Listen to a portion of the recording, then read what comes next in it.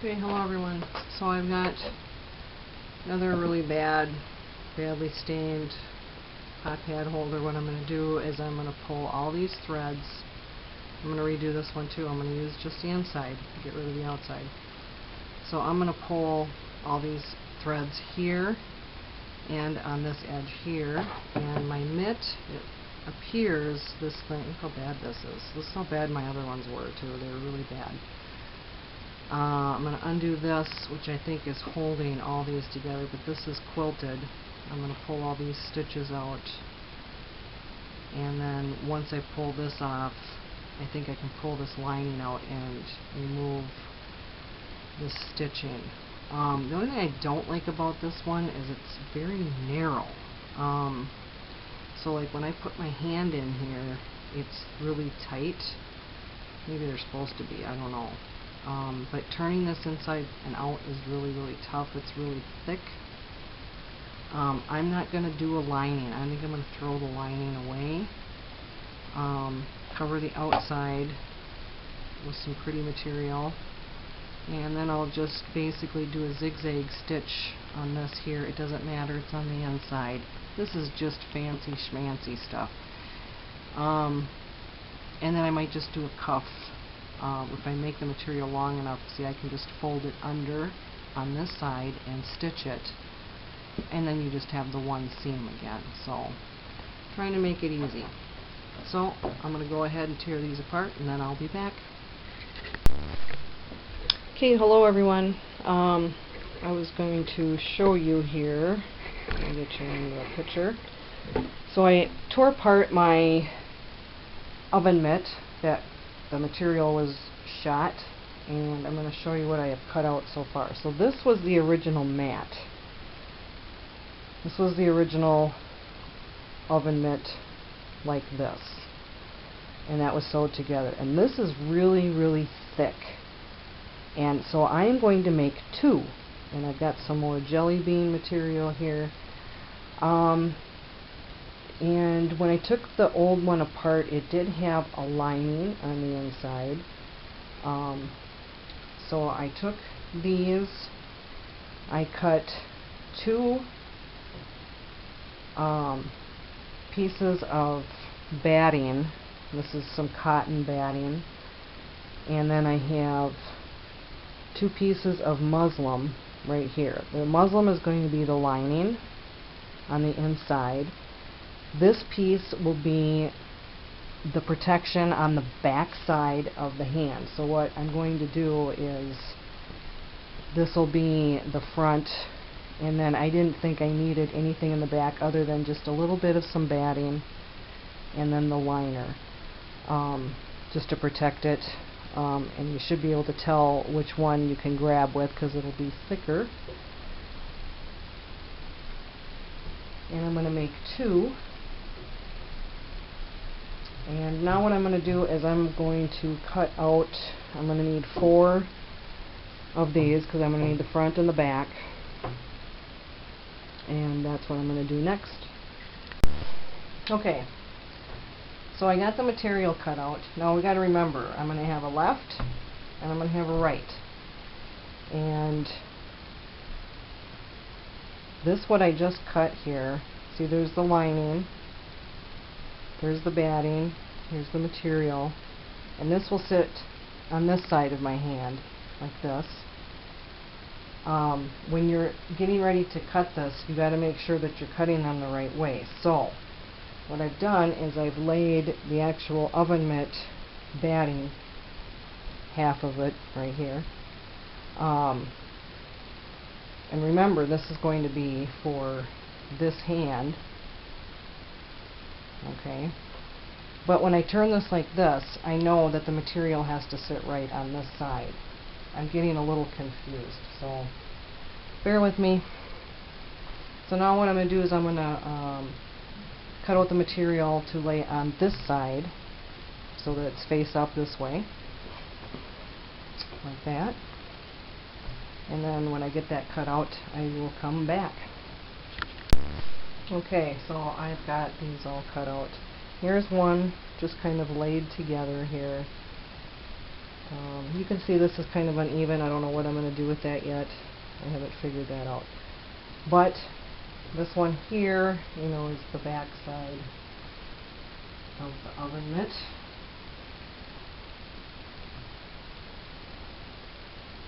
So now both hot sides, when they're turned like this, I put my hands in here. Oops. Like this. Okay, put my hand in here. That one, put my hand in this one. There. Perfect. Okay. Alright. I will figure out the next step and come back.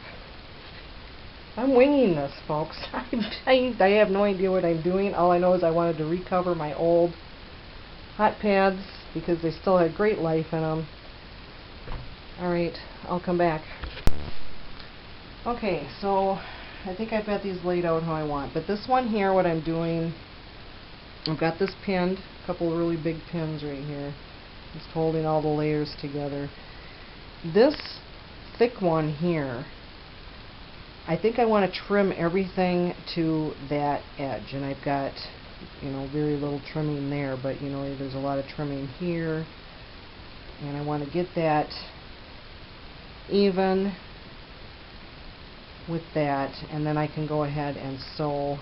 It'll probably be about a 1/2 inch in to get that. So that's what I'm going to do next.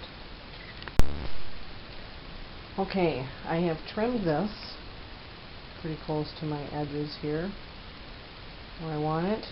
I've also added, hopefully you can see this blue line, and this is kind of in the divot where the old stitch line was that was holding all this together. I'm thinking I'm going to have to put my walking foot on my sewing machine to be able to go through all these layers here. So I'm going to take this to the machine and sew it. Okay.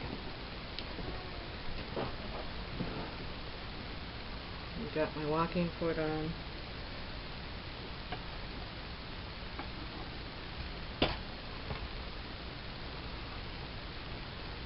And I'm going to go ahead and start sewing.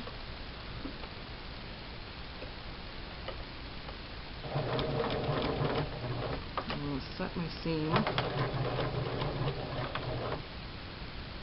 and follow my line.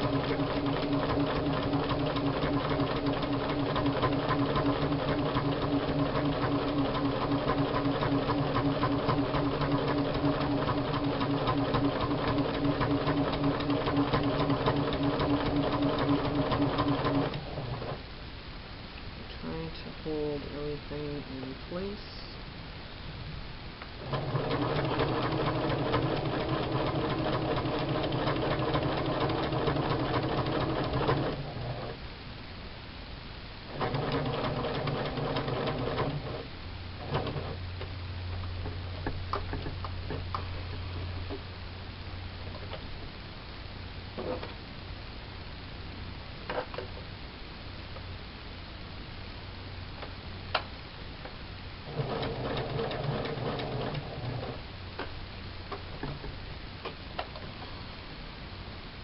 Walk this around here.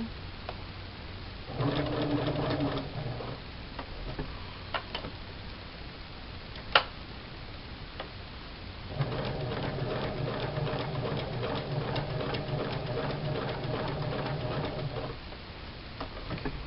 a little bit of a problem right there.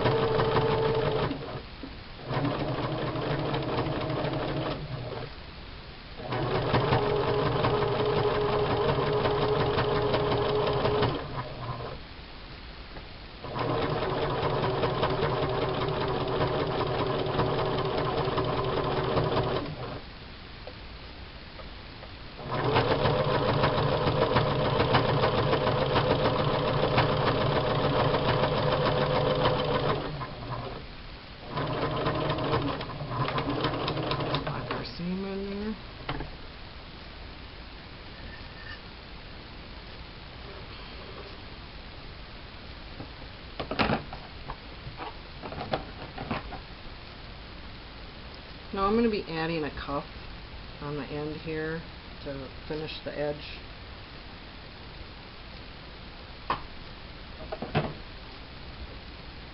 And I might do that next. But I've got this. Now I could trim this, I think, a little bit more to get rid of some of the bulk that'll be on the inside there. I could also do a finishing zigzag stitch after I've trimmed it, which I might do, just because it will make it look a little more finished. Okay, I had a little bit of a problem when I turned this over and I was trimming this. Right here, this thumb hole did not get caught in there. And also down here, this one did not get caught in here. This I'm going to probably leave. I don't think it's too big of a deal. I think I'll leave that. But this one, this will be a problem because this is the lining here. So I am going to do a quick stitch right here and catch that in there.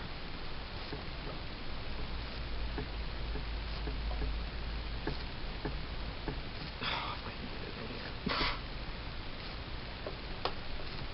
It's really thick material here. Alright.